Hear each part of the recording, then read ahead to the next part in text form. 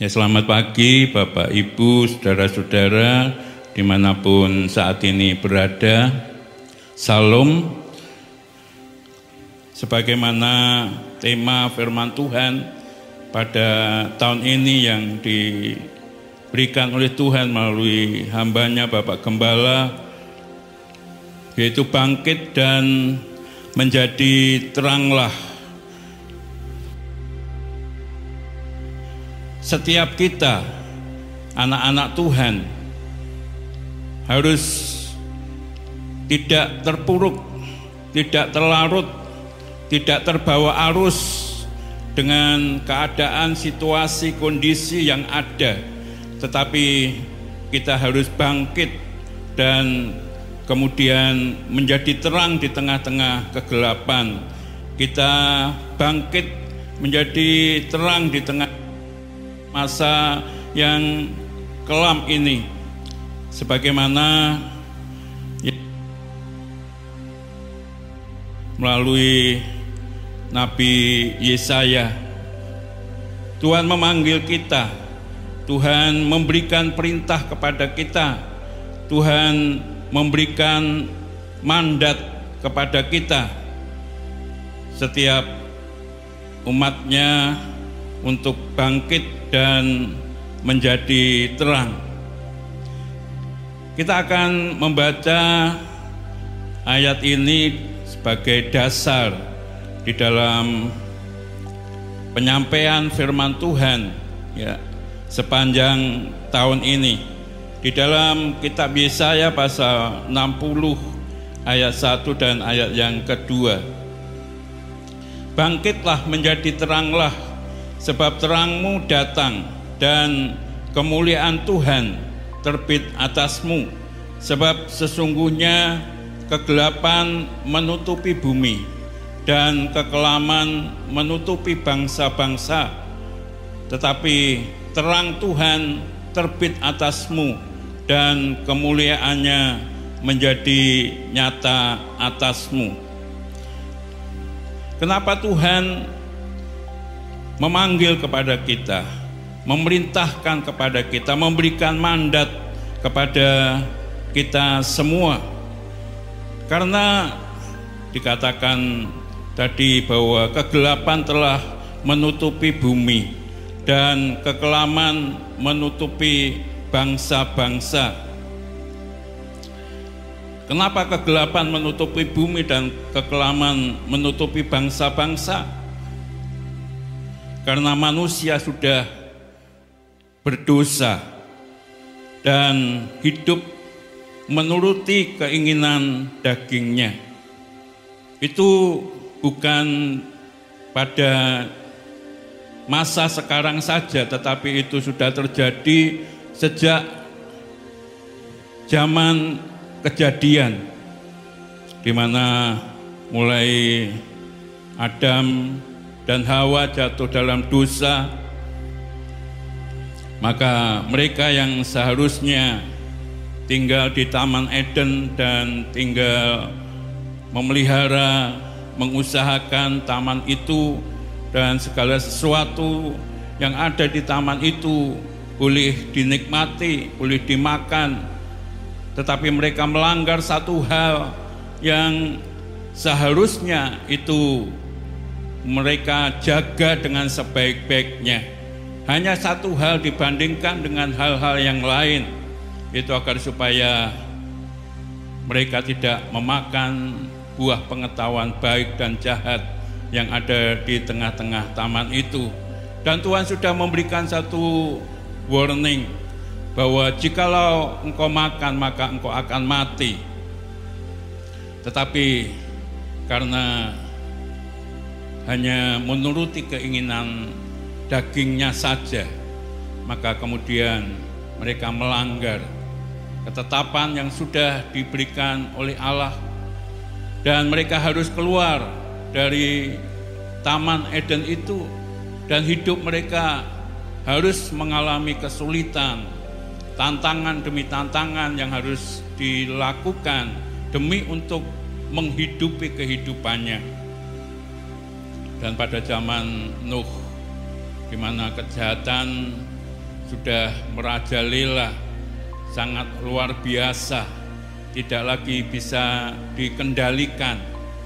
Maka Tuhan kemudian ingin membinasakan manusia, dan Nuh diperintahkan untuk membuat bahtera, dan barang siapa yang mau masuk dalam bahtera itu, merekalah yang kemudian diselamatkan oleh Tuhan.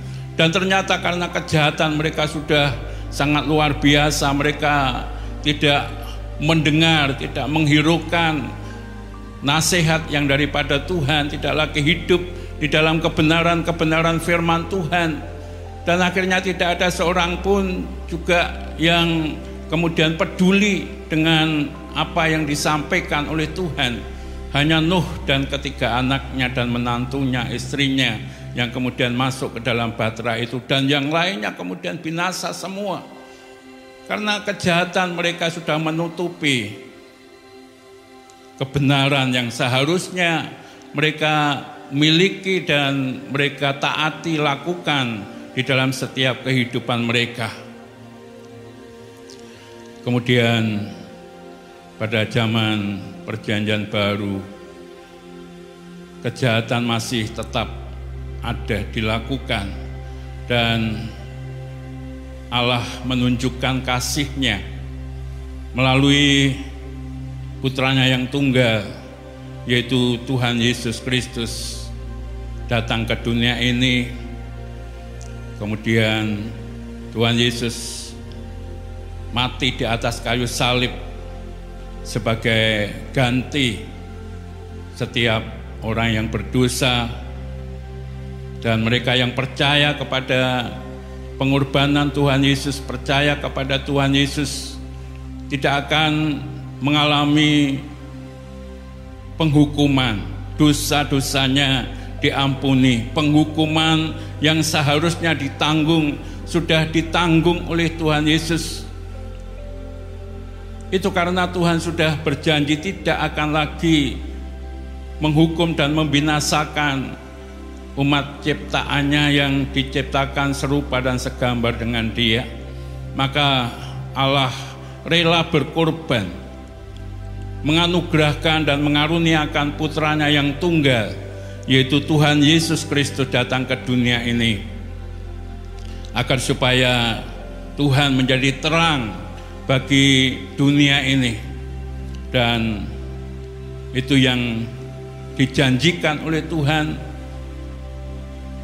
sehingga setiap orang yang menerima terang, menerima Tuhan Yesus melalui pengorbanan Tuhan Yesus di atas kayu salib, sehingga tidak harus binasa tetapi akan memperoleh jaminan keselamatan dan kehidupan kekal dan pemeliharaan yang begitu luar biasa yang daripada Tuhan. Toh sekalipun demikian, Bapak, Ibu, dan Saudara yang dikasihi Tuhan, kita tahu bahwa kejahatan masih ada, kegelapan masih ada, kekelaman masih dialami oleh bangsa-bangsa. Maka dikatakan Rasul Paulus kepada anak rohaninya Timotius di dalam 2 Timotius pasal 3 ayat 1 dan seterusnya, bahwa pada masa-masa terakhir, zaman akhir, akan terjadi masa yang sukar. Kenapa terjadi masa yang sukar? Karena manusia hanya mementingkan dirinya sendiri. Mereka melakukan perkara-perkara yang hanya mementingkan dirinya sendiri. Ya, kalau kita membaca di sana, mereka tidak peduli kepada orang lain, mereka tidak mengindahkan kebenaran-kebenaran firman Tuhan. Mereka hanya menuruti kedagingannya. Dikatakan di dalam 2 Timotius 3 mulai dari ayat 1 saya bacakan demikian. Ketahuilah bahwa pada hari-hari terakhir akan datang masa yang sukar. Manusia akan mencintai dirinya sendiri dan menjadi hamba uang. Mereka akan membual dan menyombongkan diri. Mereka akan menjadi pemfitnah. Mereka akan berontak terhadap orang tua dan tidak tahu berterima kasih, tidak mempedulikan agama, tidak tahu mengasihi, tidak mau berdamai, suka menjelekkan orang, tidak dapat mengekang diri, garang, tidak suka yang baik, suka mengkhianat, tidak berpikir panjang, berlagak tahu, lebih menuruti hawa nafsu daripada menuruti Allah, dan seterusnya. Kalau kita renungkan, Bapak Ibu dan Saudara yang dikasihi Tuhan, bukankah keadaan yang seperti ini, saya katakan yang sekarang ini sedang terjadi di muka bumi ini? Bukan di Indonesia, tetapi juga di bangsa-bangsa lain. Maka dikatakan di awal tadi, ketahuilah bahwa pada hari terakhir akan datang masa yang sukar.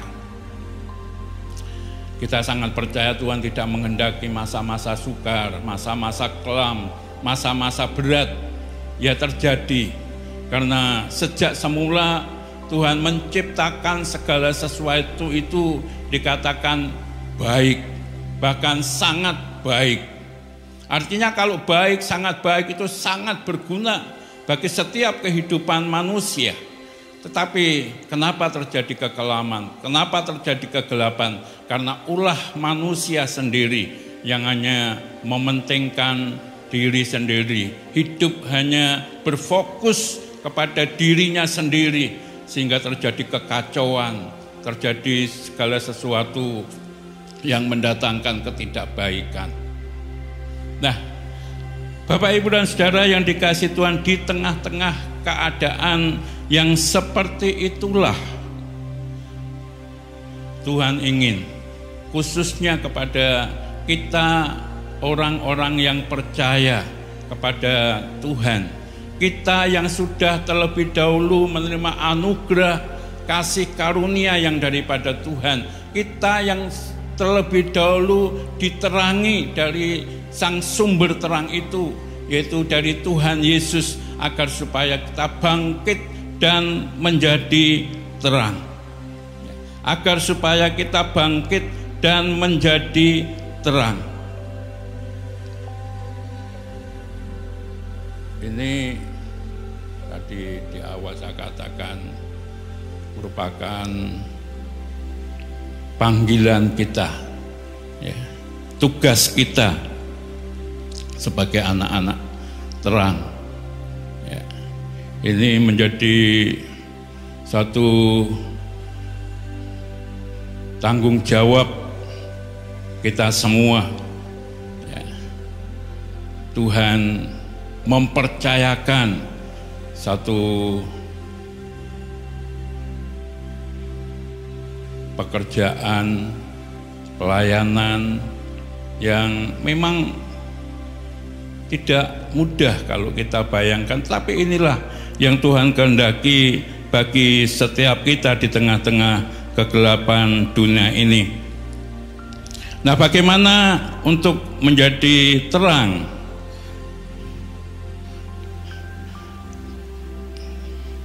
Saya hari Minggu yang lalu sudah berbicara tentang hal ini, dan biar ini terus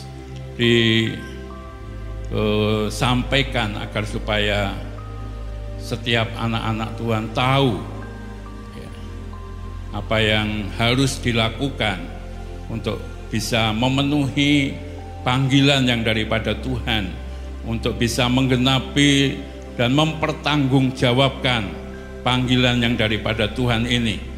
Tidak sekedar bisa menerima apa yang baik yang daripada Tuhan, hidupnya diterangi oleh Tuhan, tetapi Tuhan juga ingin bahwa setiap kita menjadi terang di tengah-tengah kegelapan ini.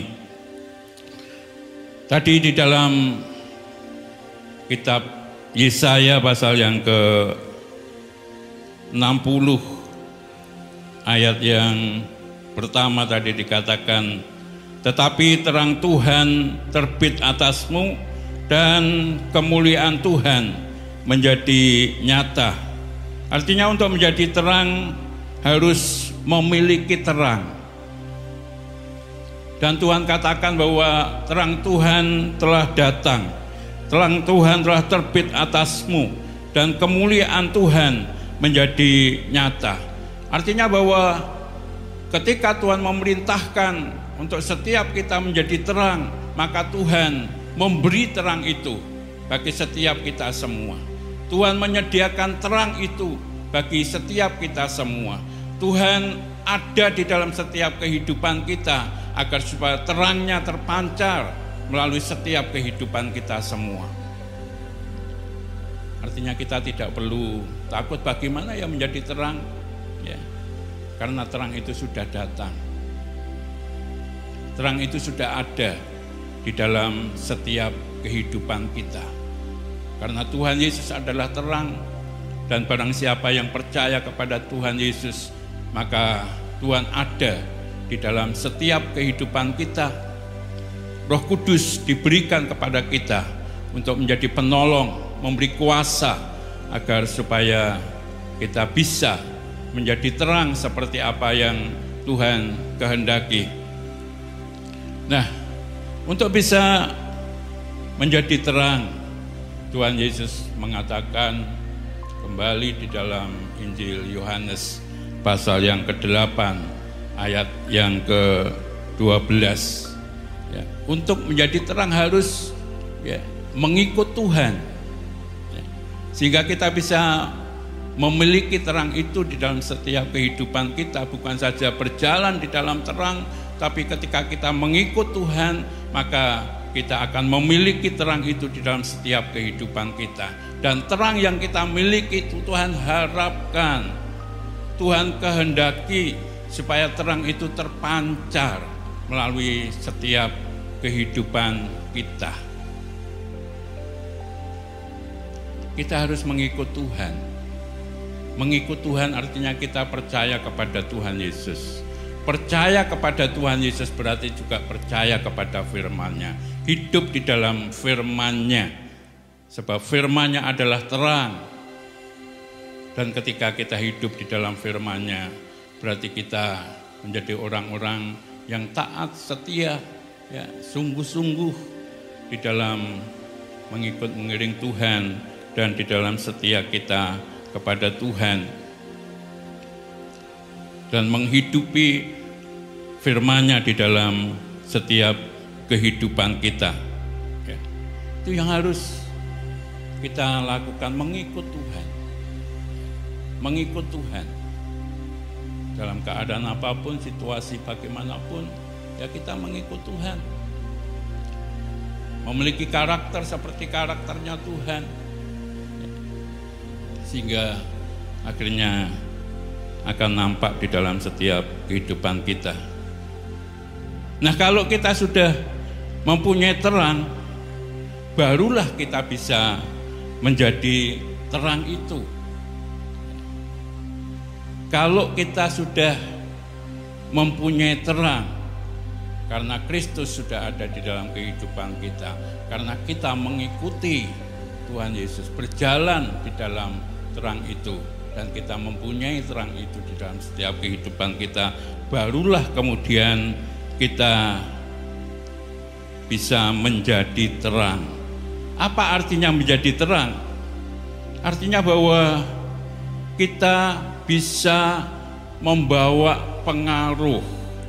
Artinya bahwa kita bisa memberi pengaruh.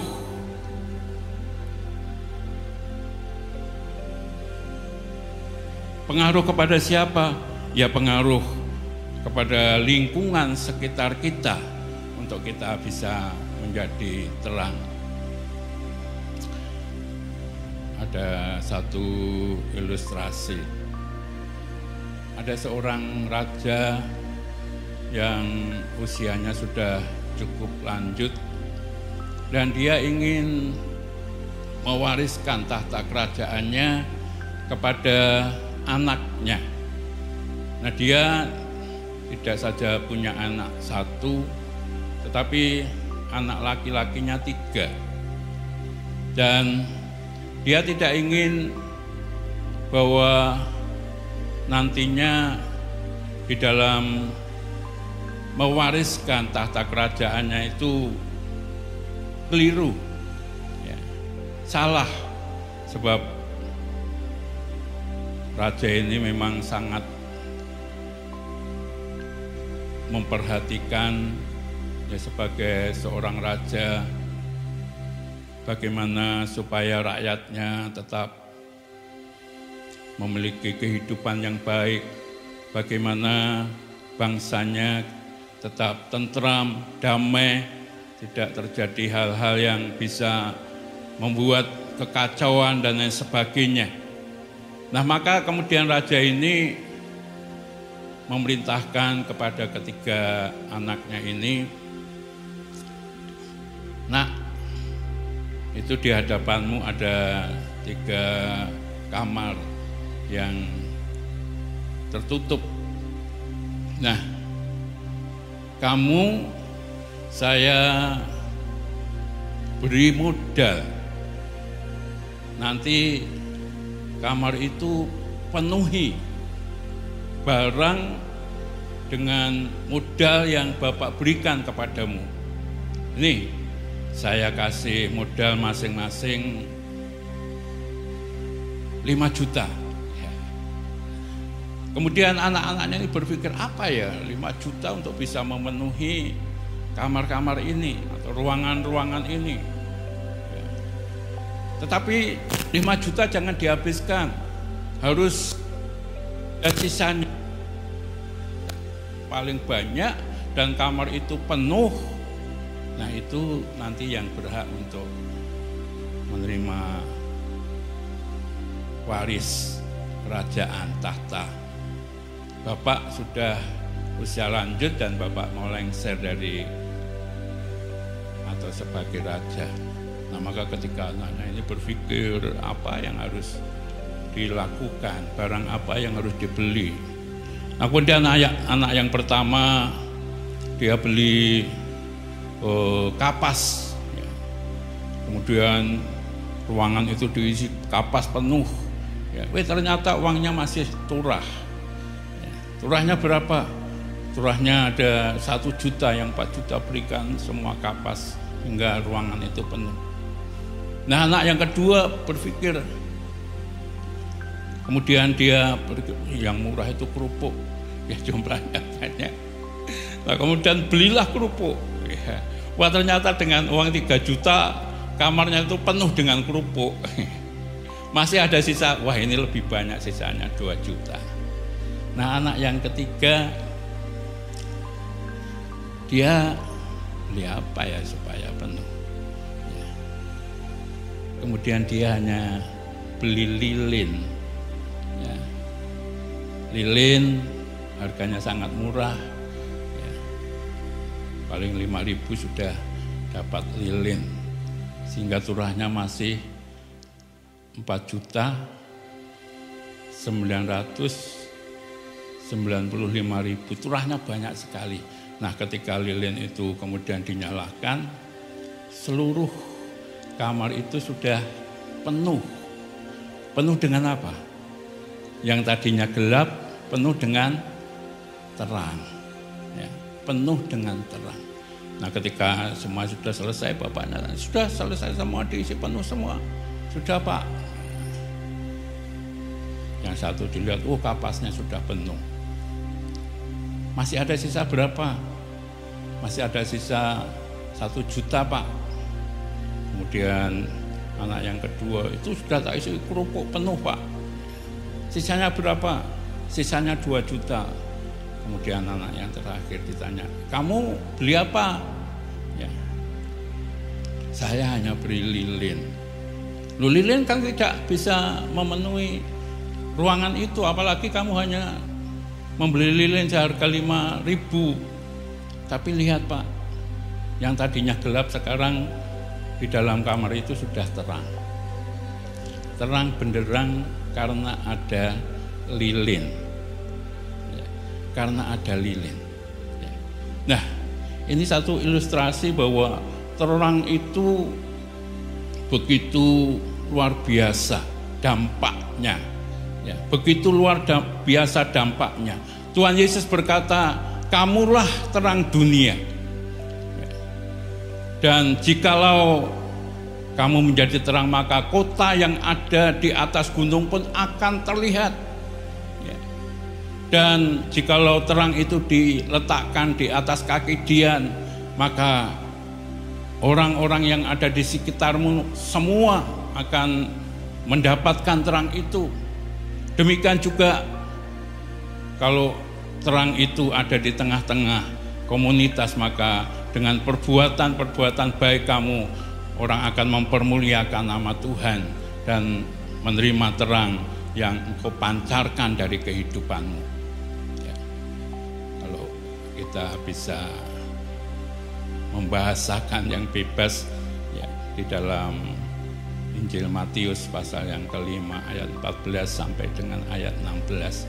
Artinya bahwa terang itu sangat berdampak luar biasa di dalam kehidupan yang ada di sekitar kita.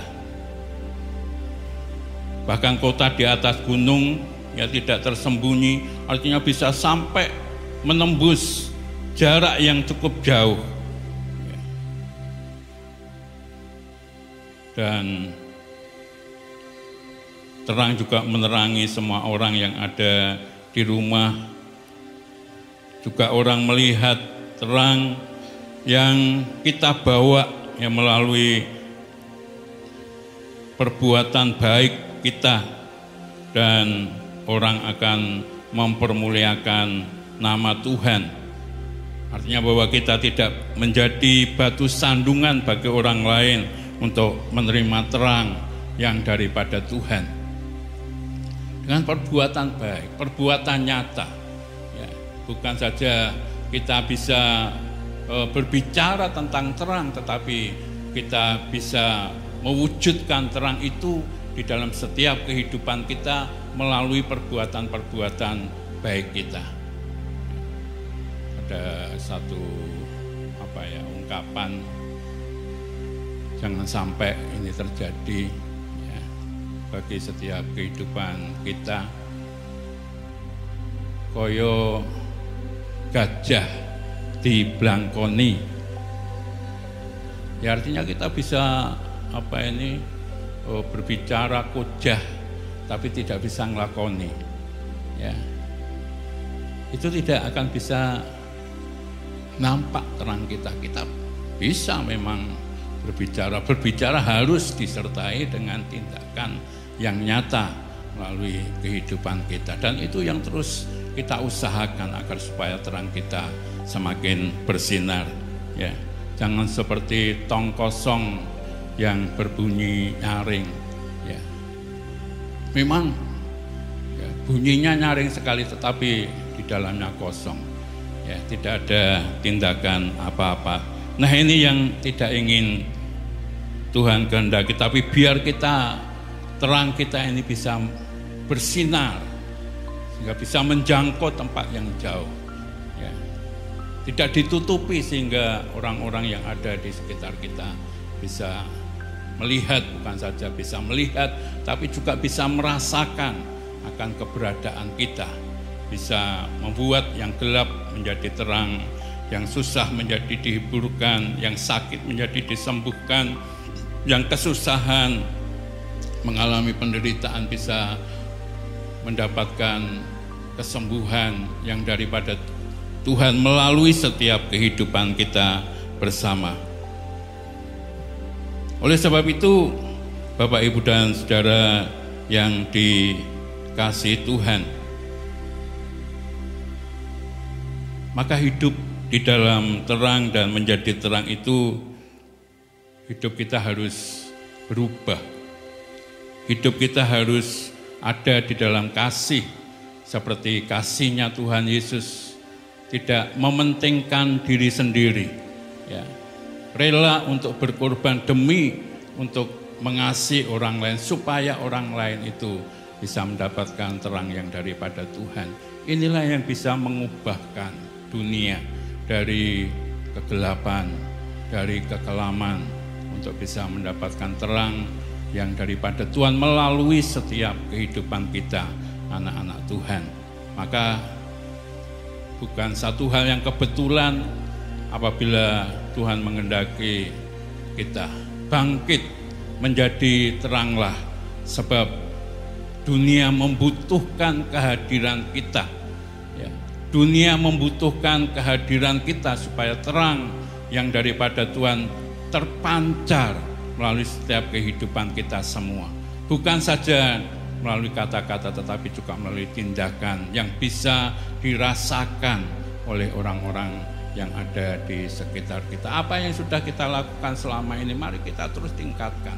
Ya, kita tingkatkan sehingga keberadaan setiap kita anak-anak Tuhan betul-betul bisa menjadi berkat bagi banyak orang, lebih-lebih mereka yang belum mengenal Kristus bisa mengenal Kristus, yang belum percaya kepada Tuhan, menerima Tuhan Yesus, bisa menerima Tuhan Yesus sebagai Tuhan dan Juru Selamat melalui kehadiran kita semua. Ya, puji Tuhan, Tuhan memberkati kita. Amin.